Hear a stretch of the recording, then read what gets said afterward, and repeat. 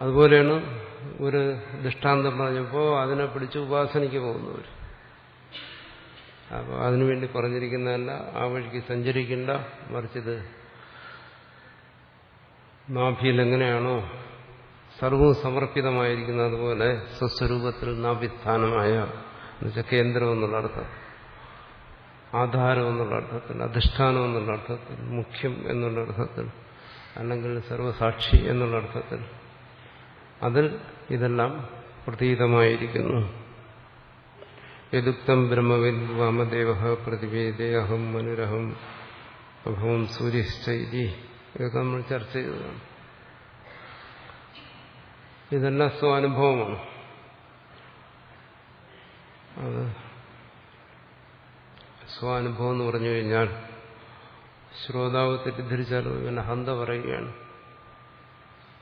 കാരണം അവന് പരിചയമുള്ള അഹന്ത മാത്രമാണ്, അഭിമാനം മാത്രമാണ് പരിചയമുള്ളത്.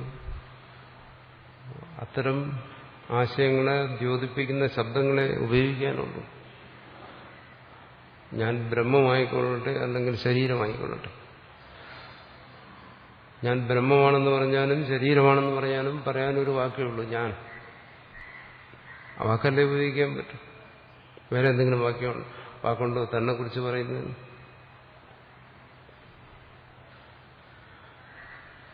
അഹം എന്നുള്ളൊരു വാക്കേ ഉള്ളൂ.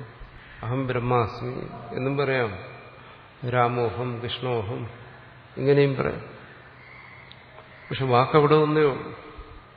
അപ്പോൾ അവിടെ അഹം ബ്രഹ്മാസ്മി എന്ന് പറഞ്ഞു കഴിഞ്ഞാൽ കേൾവിക്കാരൻ, ശരീരബോധമുള്ളവൻ, അഹംബോധമുള്ളവൻ, അവൻ ധരിക്കും ഇത് അഹന്തയുടെ വാക്കാണ്, അഭിമാനത്തിന്റെ വാക്കാണ്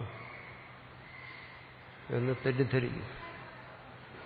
അതുകൊണ്ടാണ് സ്വാനുഭവമായി പറയാത്തത്. ഇവിടെ അങ്ങനെ ഒരു ഋഷി പറഞ്ഞു, ഋഷിയുടെ അനുഭവം. അതിൻ്റെ അടുത്ത് സ്വാനുഭവം ഇല്ലെന്നല്ല.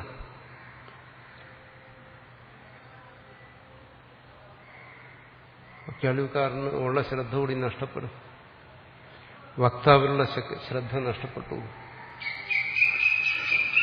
എല്ലാം എന്ത് മനസ്സിലാക്കുമ്പോഴും ഉൾക്കൊള്ളുമ്പോഴും അവനവന്റെ സംസ്കാരം അനുസരിച്ച് അത് സാധ്യമാകും.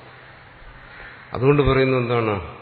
വാമദേവ പ്രതിവേദി. വാമദേവൻ എന്ന് പറയുന്ന ഒരു ശ്രുതി തന്നെ പറയും. അതുകൊണ്ടാണ് ഭാഷ്യകാരൻ ഒരിടത്തും തന്റെ അനുഭവത്തെക്കുറിച്ച് പറയാത്തത്.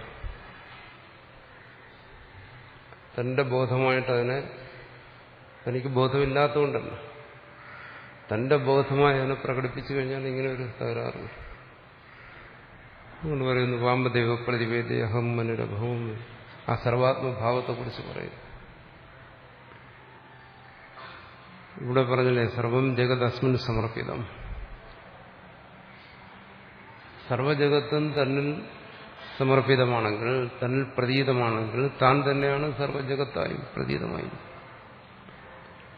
അപ്പം ഞാൻ തന്നെയാണ് സൂര്യനായിരിക്കുന്നത്, മുമ്പ് സൂര്യനായിരുന്നത്, ചന്ദ്രനായിരുന്നത്, മനുവായിരുന്നത്, എന്ത് വേണോ പറയാം. കാരണം സർവ്വം തന്നിൽ സമർപ്പിതമാണ്. രണ്ടും ഒന്നാണല്ലോ. തന്നിൽ പ്രതീതമാകുന്നു എന്ന് പറയുന്നതോ താൻ പ്രകടമാകുന്നു എന്ന് പറയുന്നതോ അർത്ഥവ്യത്യാസമില്ല. ആഭരണം സ്വർണത്തിൽ പ്രതീതമാകുന്നു എന്ന് പറയാം, അല്ലെങ്കിൽ സ്വർണം ആഭരണ രൂപത്തിൽ പ്രകടമാകുന്നു എന്ന് പറയാം. താല്പര്യമൊന്നുമല്ല. ഇത് സയേഷ സർവാത്മഭാവോ വ്യാഖ്യാത. ഇവിടെ വ്യാഖ്യാനിച്ചത് ഈ സർവാത്മഭാവത്തെക്കുറിച്ചാണ്. ആ സർവാത്മഭാവം എന്ന് പറയുമ്പോൾ തത്വബോധം കൊണ്ടുവരുന്ന സർവാത്മഭാവമാണ്. അല്ലാതെ ഏതെങ്കിലും യോഗസിദ്ധിയെക്കുറിച്ചുള്ള അല്ല ഇവിടെ പറയുന്നത്. പ്രത്യേകം മനസ്സിലാക്കണം.